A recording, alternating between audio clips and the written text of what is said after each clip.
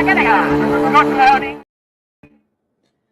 right, hi guys. I have the trigger warning up right away because you definitely need a trigger warning on this one, and I forgot to bring.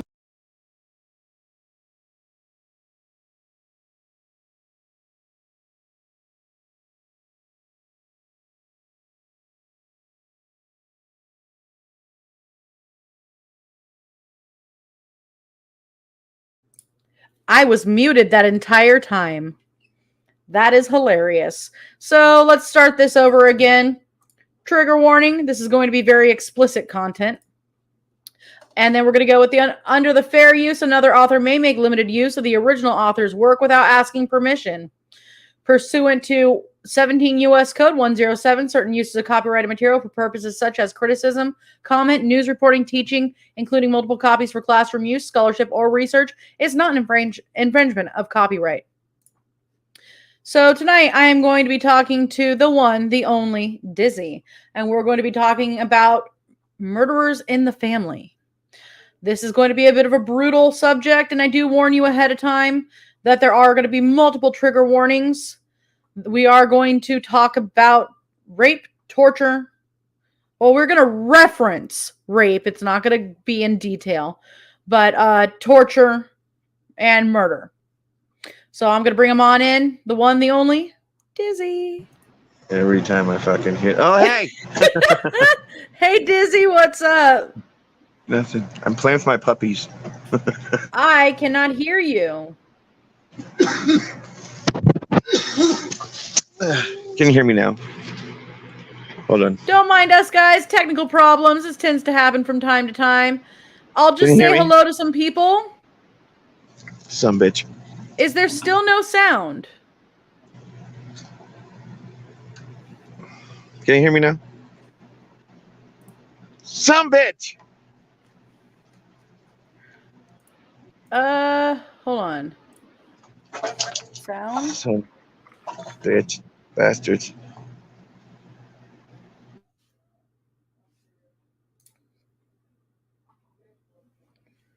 Okay, so you guys can't hear me?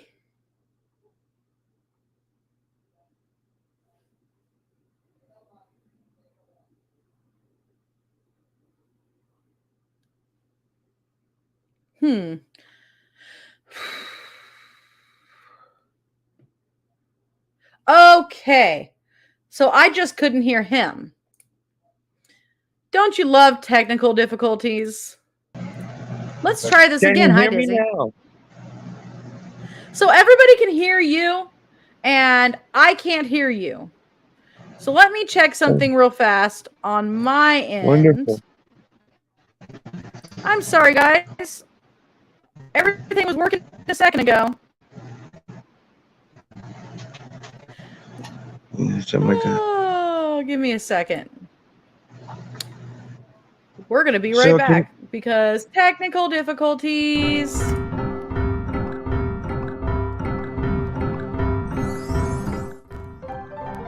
that time, kids. Hold on to your heads. Join Psychomantium 13. Each week for thrills, chills, and a horrific good time. Don't lose your heads. Join Psychomantium 13 and enter the weird.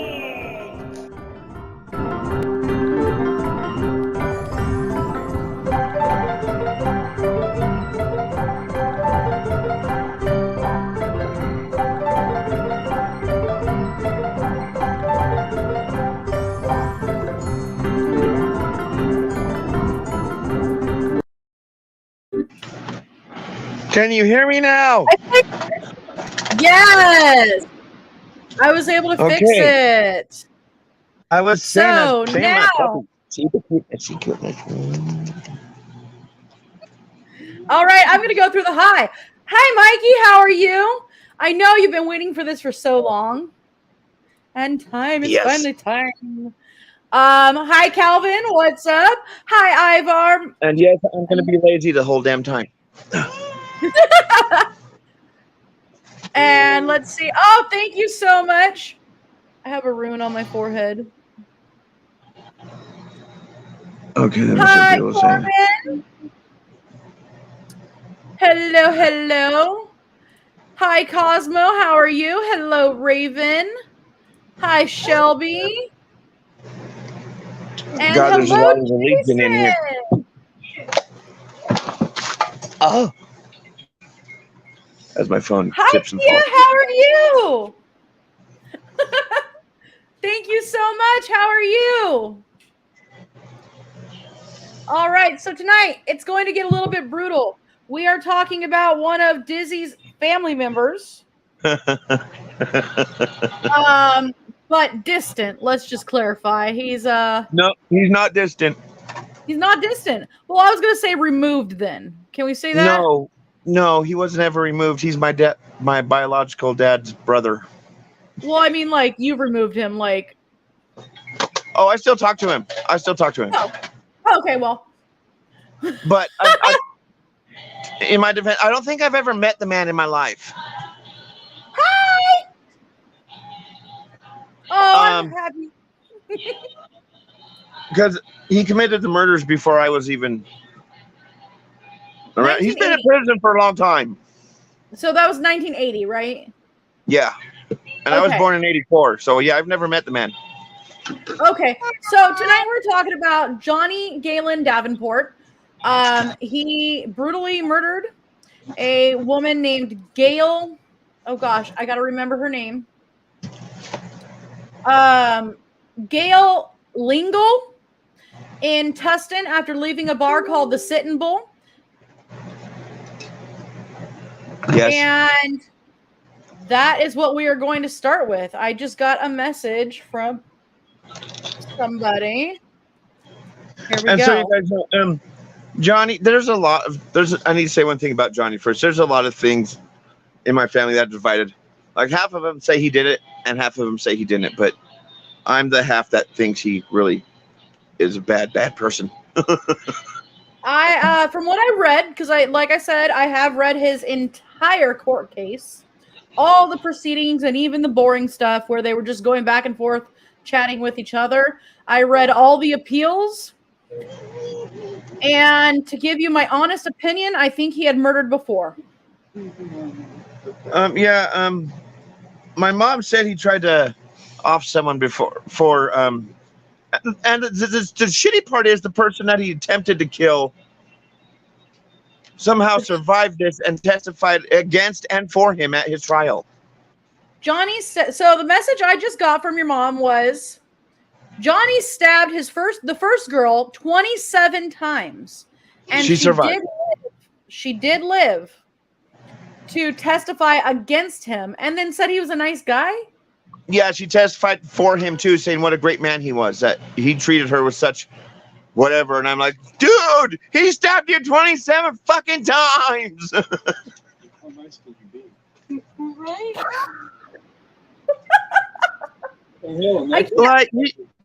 Johnny's a sick man. I love my uncle to death, and no one will ever change that. Yeah, but of course. He's where he belongs in San Quentin. Fuck, he was best friends with Charles Manson before he passed away. You know, put the baby down. I'm trying to turn the volume down on my end here. You know, I gotta say, and people really like to argue with me on this, Charlie wasn't a serial killer. He was fucked up in the head. With murder. Huh? But he was charged with murder. He was charged with one murder. Yes. But he was not a serial killer. And see, that's the thing. That's the thing with Charles. Think about Charles Manson, and then my uncle's like, probably not far from him, down in cells. Yeah. And I guarantee it wasn't the first time my uncle. I think my uncle just messed up and got caught this time. There's a lot of things he still won't talk about to this day that he told me he'll take to the grave. Hi, Facebook user. I'm sorry, I don't know who you are. Yeah, there's a lot of things he told me that'll die with him. What about assault with a deadly weapon? Yes, it does involve assault with a deadly weapon. So, do you want me to go through what I've learned and you can correct me? Yes, go for it. Okay. So, what I learned was that he was hanging out with this girl, this chick, Gail. I believe she was 28 years old. And their other friend Larry at a bar in Tustin called the Sittin' Bowl. And he had cashed his check over at the bowling alley and decided to go over and have a drink or a few. And at the time, he was riding a Honda 350cc. Yes. And hence the name Honda Dave. And he had the nickname Honda Dave. Yeah. And at one point, Gail asked Larry for a ride home, and he said, yeah, but after I finish this pool game. And so she turned and asked Johnny for a ride home. Or excuse me, Johnny offered her a ride home, and she said no at first. And then after a while, she turned to him and was like, hey, I want a 6-pack, and I want to go home. And so he went and bought her a 6-pack and said it was for the times that she and her boyfriend had bought him beers when he couldn't afford it. Mm-hmm. And they walked out to the parking lot, and that was the last time she was seen alive. And what I understand that he told in his testimony is that he left, he went home, he went to bed, he got up, he realized he had a flat tire, he went to Tustin Honda to go get a new tire, and then left and went to work, and he was late for work. And in response, his boss went out there and looked at his motorcycle and said, you didn't get a new tire. And then Tustin Honda said, we didn't have anybody buy a new tire. And then there was an expert on the stand who said that made those tires in particular, and said he got one of the defective ones that should never have made it to America. And there were at the time about only 3 because they were defective. And that the tire he had been using was about 9 years old, but it should have only lasted about 4 to 5 years. And that's how they were able to tell via tire tracks that it was his tire versus somebody else just off the line. They also had a geologist come in and compare the dirt that was in the treads, to the dirt where she was located. But to be fair, they did not test from other areas in Orange County or the surrounding areas. So another geologist testified that he could not definitively say that it was from that same area because they didn't test in other areas. How am I doing so far? Correct. Okay. I'm assuming this is your mama. Says yes. His tires were special order at the time. There were only 3 sets being used. Yes, that is what I found as well. Hi, Jeff. How are you? So everything that I read up to this point was still circumstantial. Now I haven't talked about how they found the body yet, and we'll get into that shortly. And that is where the trigger warning is going to flash like crazy. Majorly trigger warning. You know what? I'm going to do something really fast. Trigger warning, explicit content. Right there. Going to put it up there right above your head. So before I get into that. Yeah, Mikey. So, they had people testifying that was all circumstantial. And yes, now here's where we get. There were 3 witnesses, but only one of them saw his face. Because this happened between. Go ahead, sorry. No, go ahead. What were you going to say? I was thinking out loud. Go ahead. Because this happened between 12:30 a.m. and 1:30 a.m., there were only 3 witnesses. And what it was is one person was leaving his work and happened to see a motorcycle that was leaning up against a lamppost. Another person happened to see a motorcycle and recognized that it was similar to his son's motorcycle, a 350cc Honda. And a third person who left somewhere around 1 a.m. happened to see him and had her headlights on her or on him. and he looked at the headlights. This was the witness that was able to pick him out of a photo lineup, but not out of a physical lineup. They lined up photos and she chose him. They lined up people. She could not definitively say it was him. But then in court, they handed her photos again and said, she said, this one, I think, sorry, Dizzy. The only photo I have with me. She was like, this one right here. I think it's him. Yeah. Oh.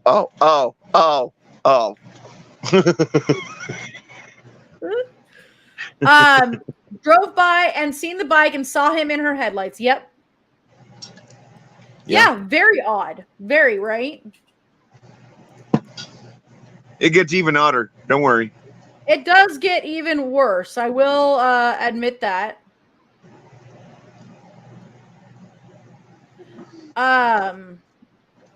Sorry, I had a message that I was double checking. So, let's get the trigger warning going. Yeah, it's about to get sick, people. You know, it's pretty fucked up. I can laugh about the shit he does, but it's been... It's not that it's funny, it's that it's fucked up and you can't help it. Yeah, especially when it's your blood. Oh, yeah. So, the short of it is that Gail Ann Lingle, her body was found abandoned in a vacant lot in Irvine in 1980. They had left a place in Tustin first. Now, this was in between Myford and Michelle Avenue, which I know where these places are. A lot of people aren't going to know because it's in Orange County and that's where I'm from. And here we go. You guys, trigger warning, this is really, really, really, really brutal. I'm actually going to read from the court, okay? Okay, here we go. Yeah, what? I said, here we go. Get ready for this one. Yeah, the nature of the charge against John, I should say, Davenport, requires that we describe the grotesque details of the condition of the victim's body and the cause of her death. The body, nude except a sweater draped over her upper torso, had suffered numerous and extensive stabbing and slashing wounds about the neck, chin, and jaw, as well as defensive wounds to the hands and forearms. The victim's carotid artery had been severed. Her breasts were bruised. A long wooden stake had been inserted into her rectum. An autopsy revealed that the stake was forced deeply into the body, injuring various internal organs and tissue before it came to rest just under the right armpit. Oof. The autopsy pathologist, Dr. Walter Fisher, testified that the cause of death was the loss of blood from the carotid artery and that the insertion of the wooden stake was a contributing factor. Dr. Fisher testified that it was his opinion that the victim was alive at the time that the wooden stake was inserted because of the 200 cc's of blood which he found in the pleural cavity, which is in your lungs, could have only been pumped out of the perforation on the lung by a beating and thus living heart. Dr. Fisher did not believe that the surprisingly small amount of blood found at the point where the stake contacted the anus and the liver contradicted his conclusion. He attributed the lack of further bleeding to the probability that the victim's body had entered a state of shock after the carotid artery was cut and before the stake was inserted. While in shock, he explained, blood is channeled to the most vital organs, primarily the brain, heart, and lungs. The vessels in the organs of lesser immediate importance, such as intestines, they contract. Dr. Fisher testified that the neck and hand wounds probably occurred before the penetration of the stake because they were defensive wounds, except for the neck. He testified that the victim could have lived up to 20 minutes after the artery was severed. And he could not offer a medical opinion that the victim was or was not conscious when the stake was inserted.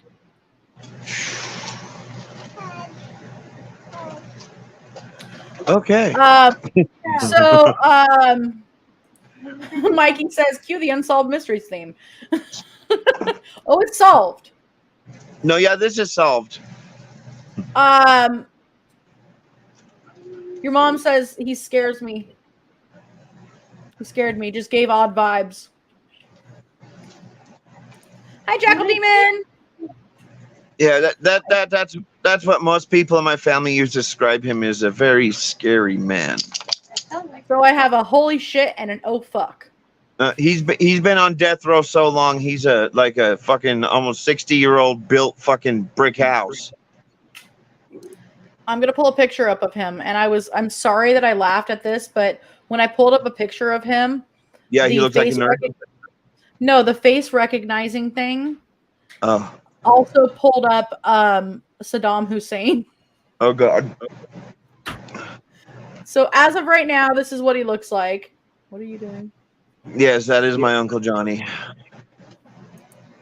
I have a Hexus behind me. I'm alive. He's alive, guys. Hi, Hexus. He's alive. What's going on, Dizzy? Not much. Talking about my uncle and his anus problems. Okay. I'm gonna go sit down and. It sounds like a macabre song. Yeah. Yeah. It does sound like a macabre song. Well, and as I said, before we continue, you still see him? I do. I have not seen my uncle in person ever. Actually, I think maybe one time at San Quentin we all went as a family.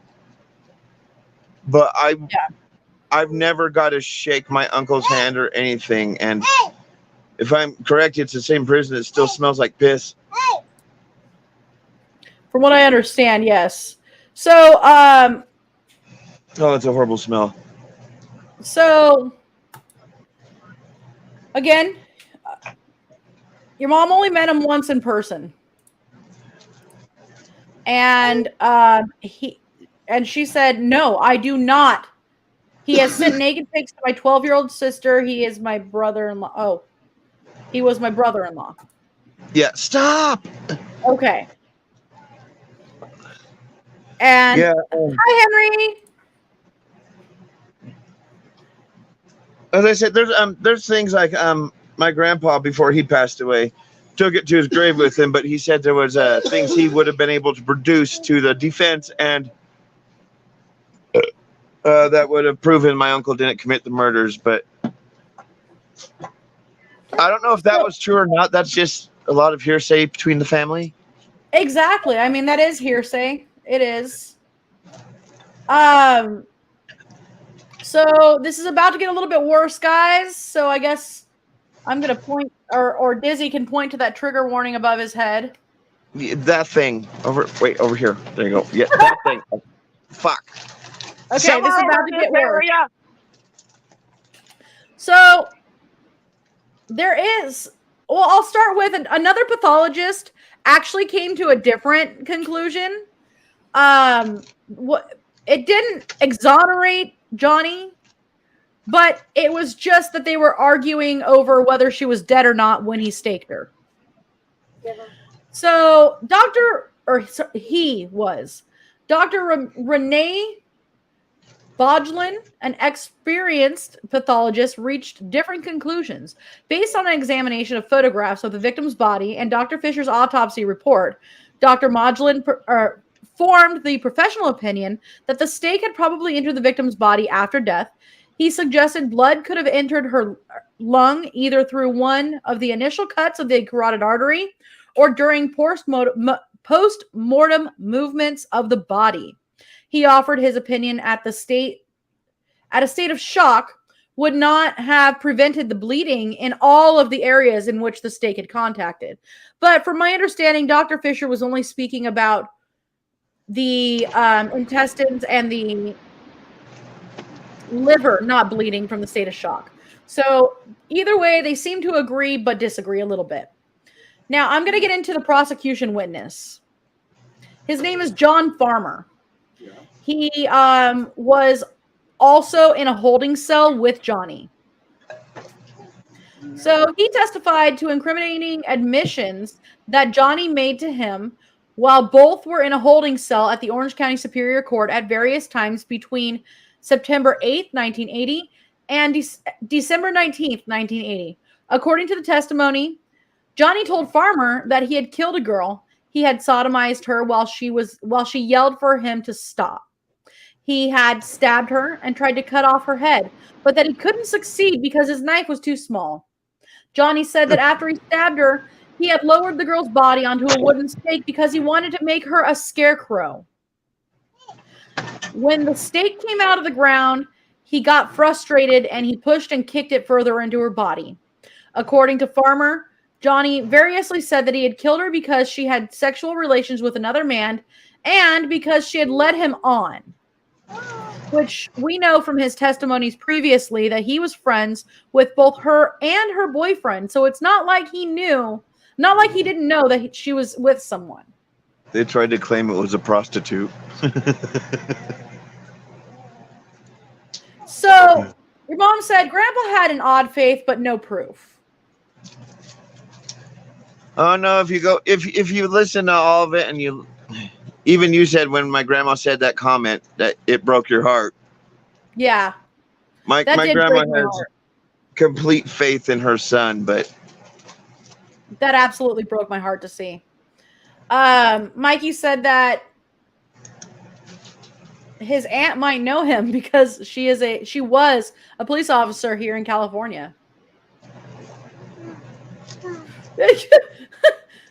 My mom said he did impale her. My mom said he did impale her. Yes, he did. Oh yeah, Ivar says, "What the fuck?" Hexus says, "I'm over here now." Yeah, as I said, my uncle's a sick man, but I will never deny that I love my uncle. You can't help it. You can't. But yes, he did impale her. You're everywhere. Okay, here's from what I understand. After he impaled her, he stuck her head on the spike. So from what I read was that he tried to do that, but the spike went into her armpit. Yeah, and see, the story that the family got was the version that he did impale her and stuck her head on the spike. Okay, because the court proceedings. I'm gonna get rid of this one. No, I'm not. The court proceedings stated that it went through the rectum and then came out like this direction, puncturing a lung. So I'm waiting to see if I'm correct from my mother or not. She's not even responding. What the fuck ever, Mom. Mom, did he impale her and stick her head on the spike, or didn't he? I do have a report that says that he tried to. He tried to? Yeah. Well, from what we all understand, he did successfully impale her.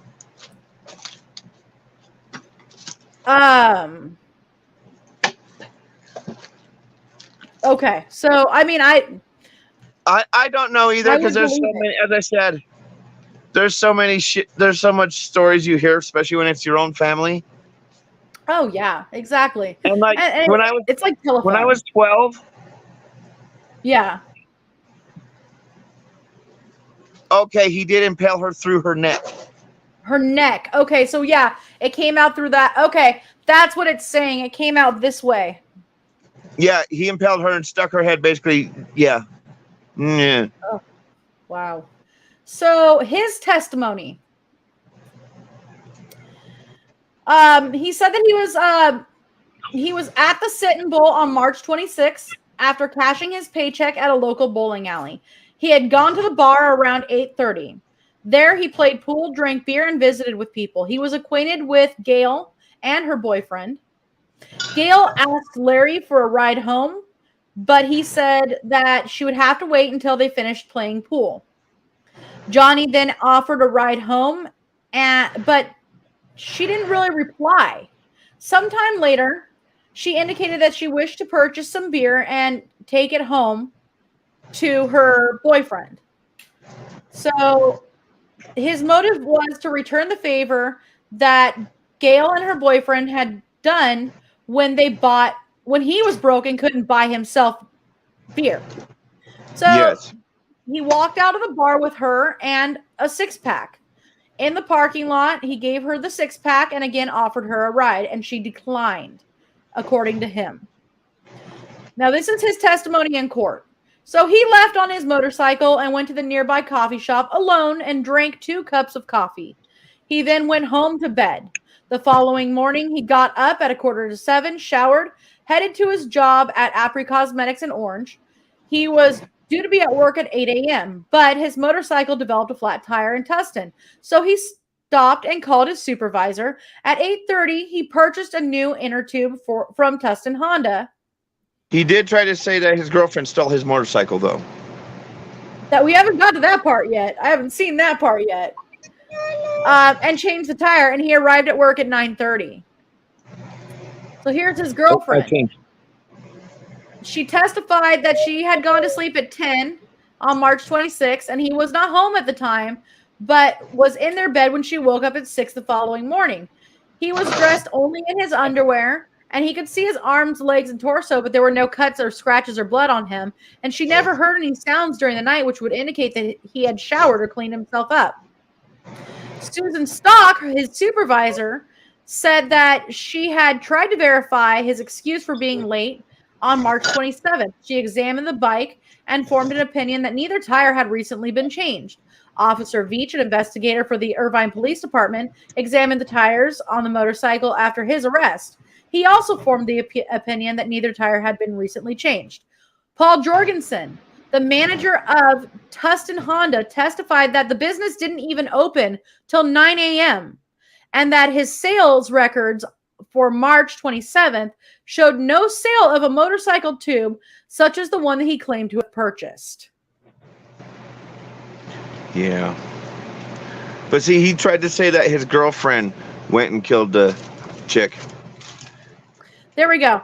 So he tried to say that his girlfriend stole his bike and killed her because there you go, Mom. Thank you. Imprints they believe to be his girlfriend. So is it possible? Is it possible that she was a? She tried to do it with him. She helped him. Well, see, that's the thing is, yeah, he couldn't do most of this shit alone. He couldn't do most of this shit alone. Yeah. Do you think he had an accomplice? Who doesn't? Honestly, tell me who doesn't have someone else saying, "Yeah, this will be better if we do it this way." Yeah, probably. I guarantee it. He had someone that helped him. As I said, here we go. Yes. There's probably more than one. Well, they did. So let me see. I'm going to pull this one up. I rode in a car with him when we went to pick him up from the Correction Institute to take him to Orange County to start his parole from there. Oh, yeah, wow. That was 8 years when they released him, and then fucking he went right back.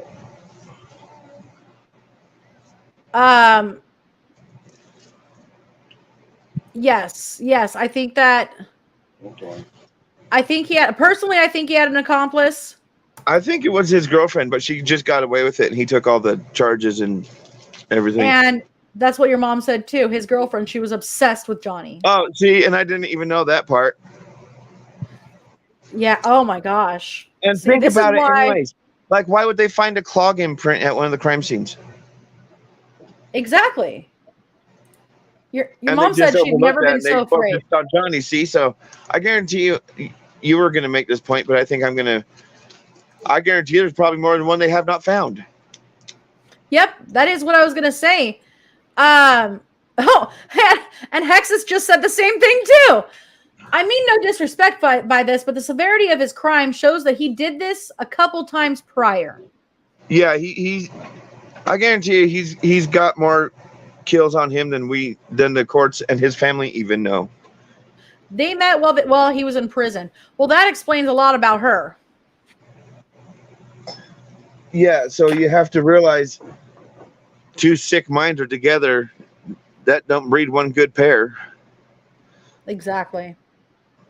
You know what? We're going to go to a quick commercial. Okay. And we I'll be right will be right back. I just got to figure out where our commercial is before I do that. All right, we'll be right back.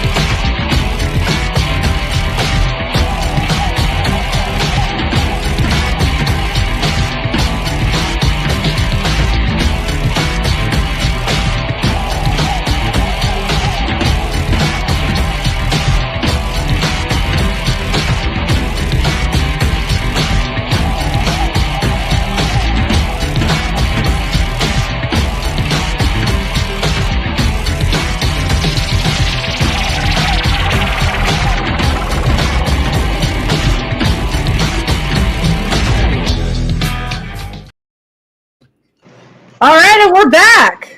My mom said he killed puppies. Sick bastard.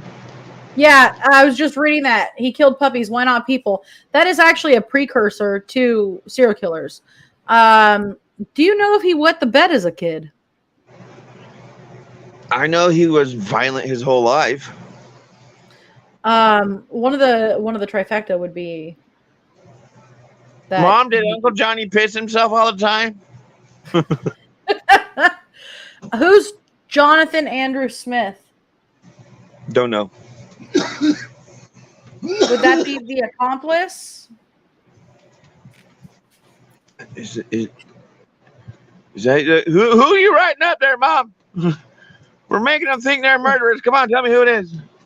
Did he pee himself? Did he pee the bed a lot when he was younger? I don't know if she would know that. My dad would know that. He's out of prison himself, but I'm not talking to that prick. No, I just found out he's out of prison. Said, what would happen if they find more cold cases and all evidence points to him as being the killer for those cold case murders? Would he go back to court or leave it alone due to the fact he's already on death row? In California, they would probably take him back to court. But once again, it wouldn't really matter on the sentence because it's a death sentence. Yeah. So one of the things I wanted to mention. Oh. John Andrew Smith is not a serial killer. He is somebody tagged. Sorry, Jonathan. Great, Jonathan. You're an accomplice to a murder case from the 80s. I'm so sorry. I hope he's not. Watch, he's like 10 years old. Hex has brought up a good point.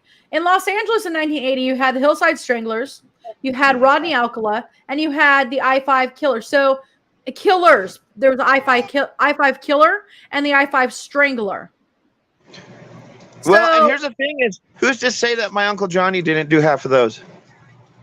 Yeah, it would have been easy for him to hide multiple bodies that other people may have got convicted for because... Especially with all the killers around at that time in that tiny-ass area. Yeah, so it would... That's right, Ivar. It would just be for closure if they did.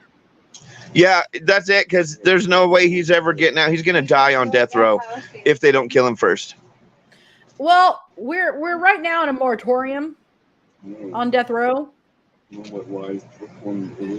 Yeah, he's on death row, but what I heard from my grandma, and I love you, Grandma, don't fuck me up later for this. What I heard from my grandma is that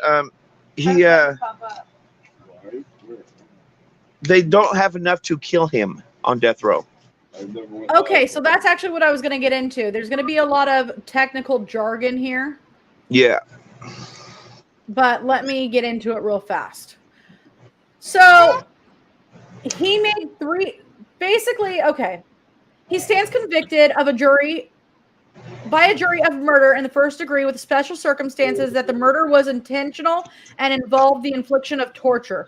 The jury fixed the penalty at death, and there has been 3 appeals. He made 3 appeal challenges to the finding that the murder was committed under special circumstances. His first appeal was he urges that the torture murder special circumstance enacted by the initiative measure of 1978 is not sufficiently rational, precise, and limited to provide a constitutional basis for imposition of the death penalty. Yes. Secondly, he contends that the instructions to the jury defining the special circumstances were inconsistent with the definition of the first-degree murder by torture, and the combination was likely to have misled the jury on the vital matter of the truth of the special circumstances. And finally, he urges that the special verdict returned by the jury failed to meet the requirements of the sections 190.2 and 190.4 subdivision A. So those were his reasons to submit 3 appeals to the court. And at first, they actually did overturn his death penalty. Yes, they and did. Then on a 3rd appeal, they brought it back.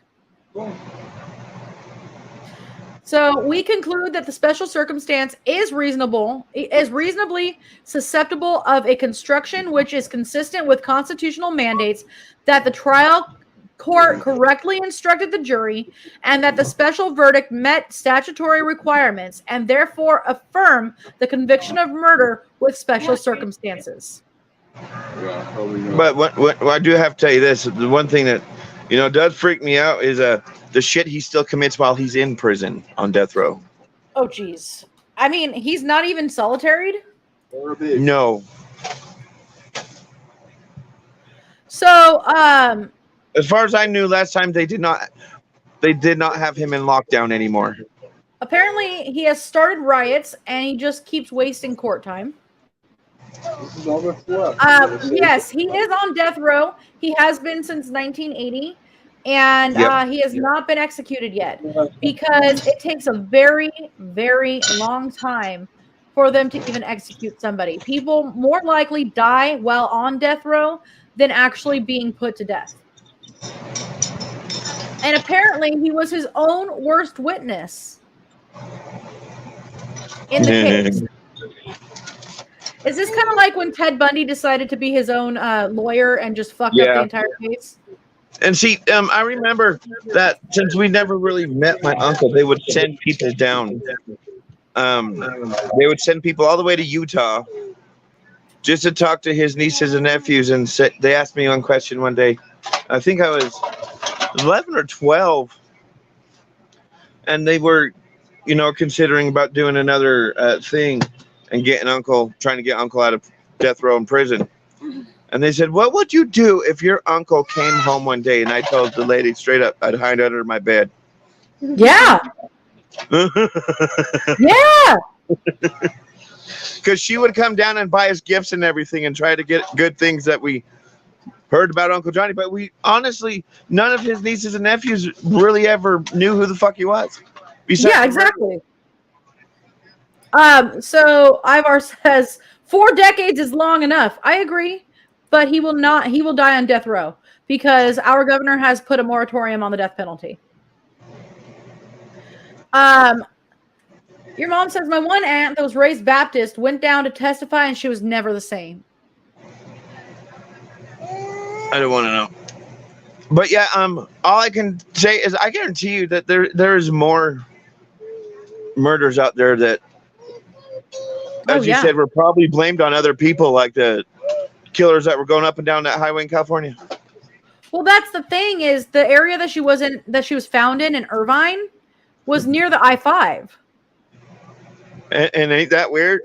See, I just got called jail. That's not funny, you fucking Akka, you dick. Oh God, can you imagine if they pin him to like 30 more murders? They really could. Oh, Aunt Leota, I'm so sorry. He's a sick, as I said, he is a sick human being. And I'll always love him, but he'll always be known as a serial killer from the Burge family. Yeah. So, I'm trying to find the spot that I had saved. And see, the shitty part is, I tell people this all the time, because sometimes it's true and sometimes it's not. Do you really want to fuck with someone that has serial killer blood running through them? Right. Well, I apparently scare a lot of people just I from can see it. my serial killer knowledge. I can see it, but I also have a lot of that. I have a lot of probably not shit you know, but I know a lot of knowledge about this shit too since my family's been. It is fucked up. This ain't the only kind of murder we've had in our family, so. You do scare people too. We've had murder. Yeah. We have a murderer, and we've had people murdered in our family. And that one we are going to talk about as well. Probably not today because Later time and day. Yeah, not today. She goes over there. You can grab her. Because because it's completely different. It is completely different, and that's the one that I want your mom in on as well. So Yeah. I have a question here from Ivar. So Dizzy, how was going to school for you? Okay, in what sense are you asking? I think he might Knowing be that I have murder in the family? Yeah, I think he might be referencing that or wondering if people might have known that you had a murderer in the family. Well, it's not a hidden fact. It everybody knows. Like there's people I don't even know shit about my. Well, we'll get him back here in a moment. Well, Hexa says that he reads notes from his computer screen, and that's how he scares people. Yeah, that's also how we get made fun of by people, but that's how we do a good job. We're back! Sorry about that. Anyways, everybody knew about the murders. It wasn't a secret or anything, It's hard to keep that kind of shit secret unless you have millions of dollars to block people from looking at it. So, your mom says nobody knew that he was his uncle. There were 2 articles. I bought 14 magazines so nobody could see it. No, but as I got older, people started to.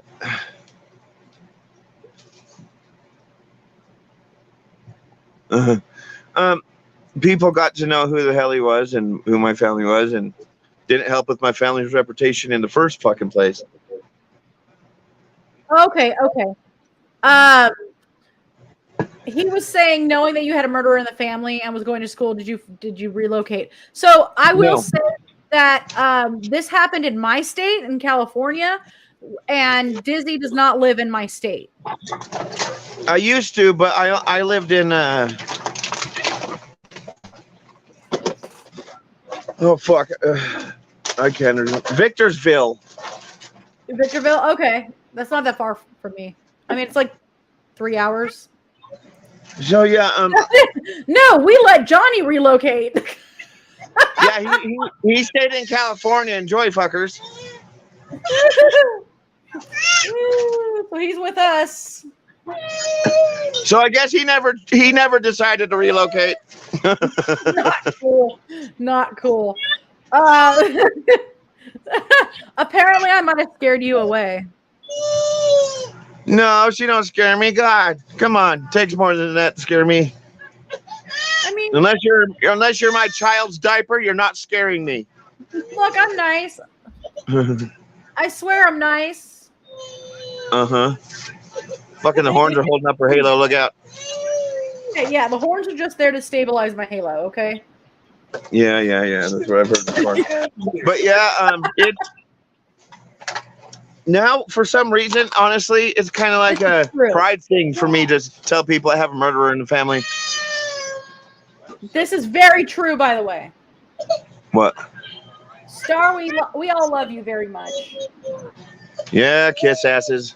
Anyways, but yeah, nowadays it's kind of like a pride thing. I say, yeah, I have a serial killer in the family, and when people are pissing me off, I'm like, do you really want to push those buttons? You're all. And a lot of people sit there and I fucking look at you and go, "He's gonna stab me." just tell people I'm Sicilian. Yeah, I'm Irish Italian, so it's entertaining. Let's see. I've got the Sicilian, Greek, Romanian, Welsh, a little bit of Irish, and a little bit of Cherokee. Well, actually, a lot of Cherokee. Good. I am a mutt that has a lot of angry history. And another weird fact is that my grandma has buried most of her children, and Oh, she's expecting to bury Johnny whenever they decide to off him. they're not going to. He's She's going hoping. to. Yeah, I know that's the thing is she'll never get to see him out before she passes away. Yeah, that's not going to happen. But yeah. Oh, here we go. Here we go. It does break my heart for my grandma, but she's a strong woman. I have an article from April 28th, 1989. John Gallon Davenport, who won a reprieve from death row 4 years ago on his conviction in the 1980 murder of a young tested woman, was handed a new death verdict Thursday by a second jury after just 5 hours of deliberation. Davenport, also known as Honda Dave to his biker friends, was the last of 4 county men whose death sentences were reversed by the Supreme Court under then Chief Justice Rose Elizabeth Byrd. The others were Marcelino Ramos, Rodney Alcala, and Theodore Frank. Who the fuck is They had already been sent to new juries back to San Quentin prison with new death sentences. Yeah, these death row inmates don't work out too well. Right. Davenport's mother, Joan Leggett, who had driven 14 hours from her home in Utah for her son's new trial, shut her eyes tightly when she heard the verdict and then broke into tears. "I just know Johnny didn't do it," she said as she sobbed into a handkerchief outside the courtroom. Superior Court Judge Everett W. Dickey, who presided over the 2-month penalty trial in Santa Ana, scheduled sentencing for June 23rd. The judge is not bound to pass the sentence voted by the jury, but since the new death penalty law passed in 1977, no Orange County the judge has reduced the death verdict.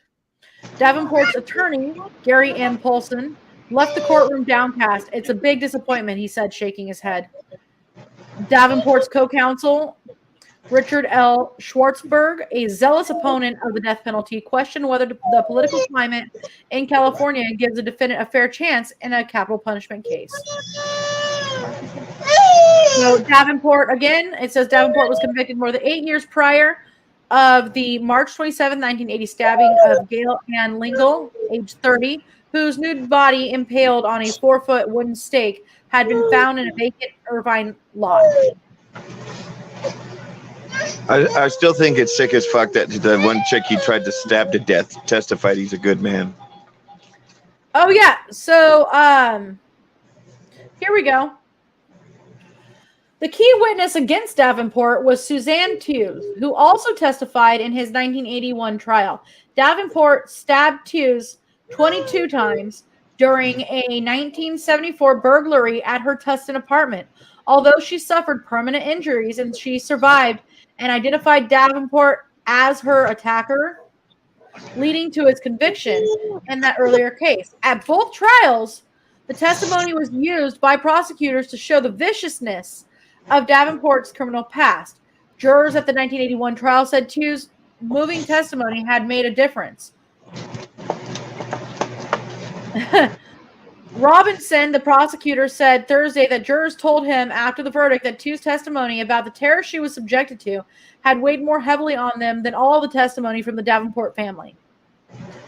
This is also the woman who literally said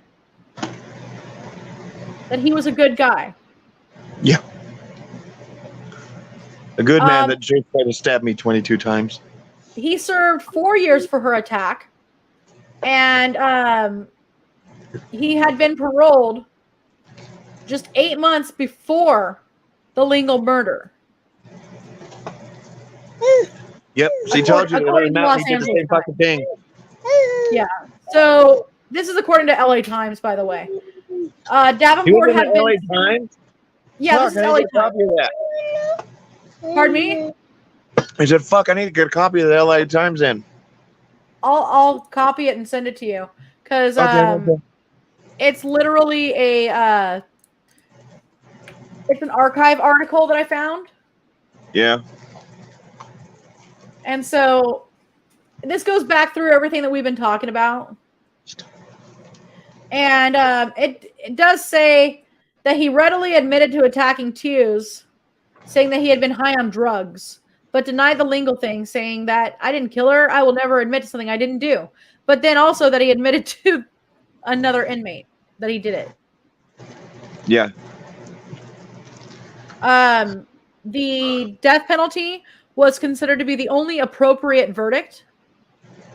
Whether it would have made a difference is something we'll probably talk about for a long time as to if he should have been paroled when he was.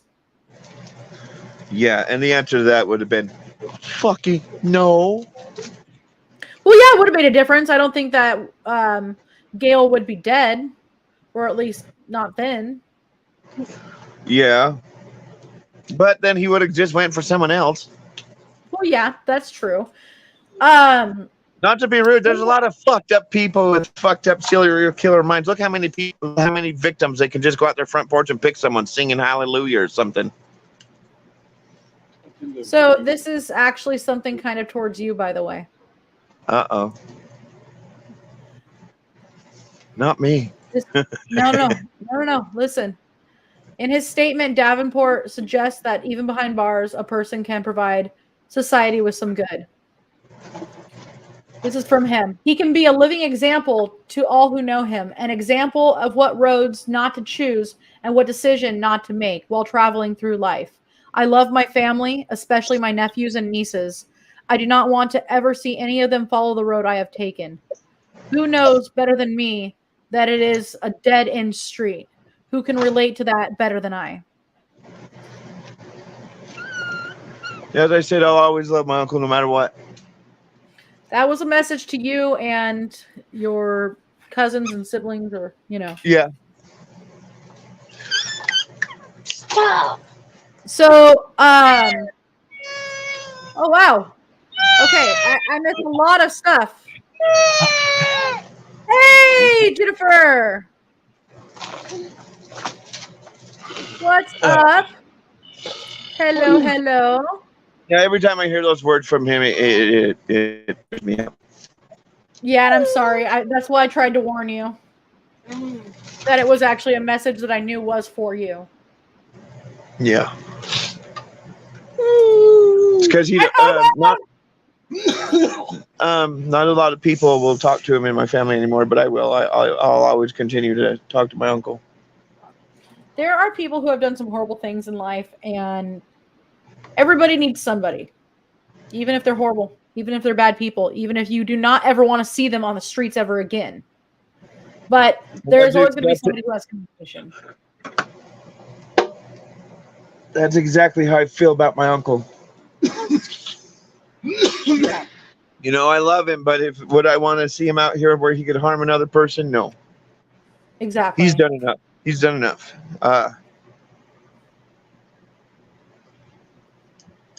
I'll always defend him because, you know, I think there's some stuff that they didn't prove beyond a reasonable doubt on some things.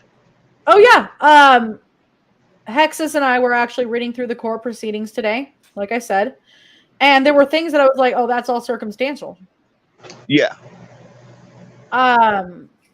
What really was the nail in the coffin was that John Farmer guy. Yeah. So Hexus says people who are abused like that one chick, Tews, tend to be afraid that they might get out and come after them. William Bonham had multiple boys who would not testify against him. If they would have, he would have become one of the most infamous killers. He still is. Stop! Hello, hello. That is true. So, Ivar has a question. Does your uncle have any kids?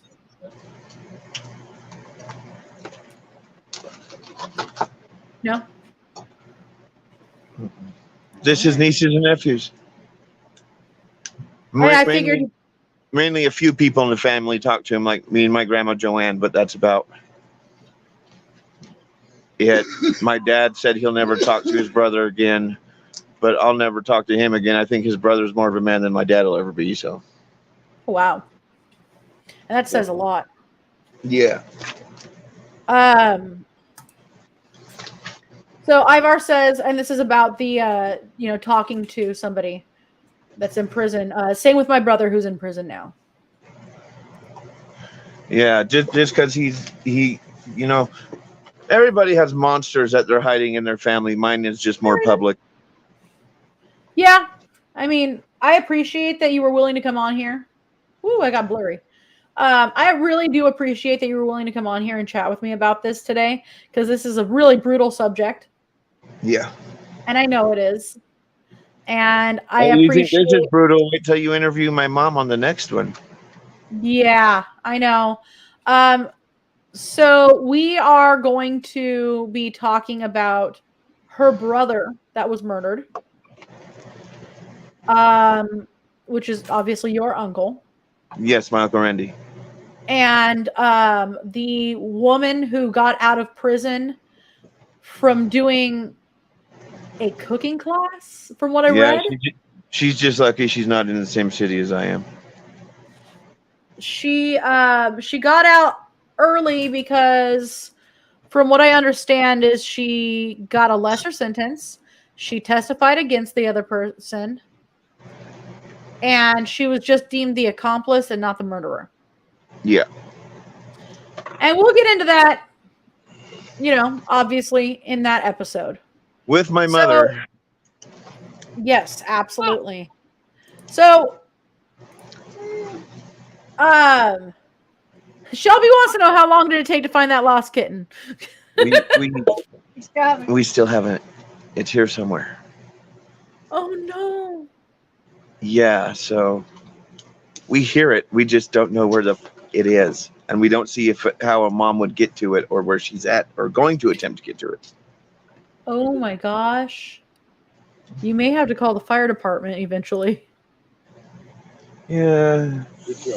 It's here somewhere. Apparently it's eating something because it's surviving. Pogo has to go back to work. Catch y'all soon.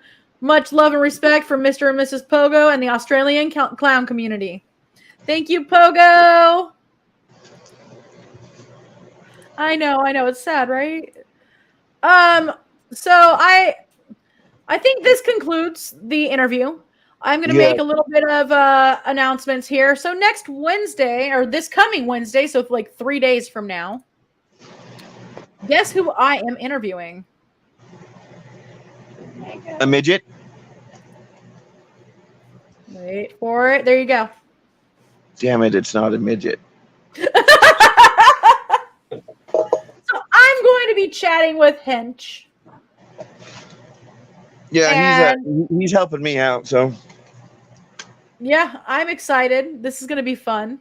I even put in the corner, prepare to meet the Grimefather. I don't know why, but when people talk like that, my head goes dirty automatically. Good night to you too, Jeff. Well, yes, again, thanks for having me. I appreciate you coming on and telling your story. I know I talked a lot, but I wanted to make sure I had all the stories right, and I had you here to correct me. Yeah. Well, you got it all right. I did research. He's still in prison, so we're good. He is still in prison. Yes, super cool. Thank you guys so very much. I am going to send an exit. We're going to exit if I can find my exit. What the hell's an exit? What the fuck's an exit? I got to find my outro. All right. Bye, guys. He knew the world would not be the same. Few people laughed. Few people cried. Most people were silent. I remembered the line from the Hindu scripture, the Bhagavad Gita. Vishnu is trying to persuade the prince that he should do his duty, and to impress him takes on his multi-armed form and says, "Now I am become death, the destroyer of worlds." I suppose we all thought that one way or another.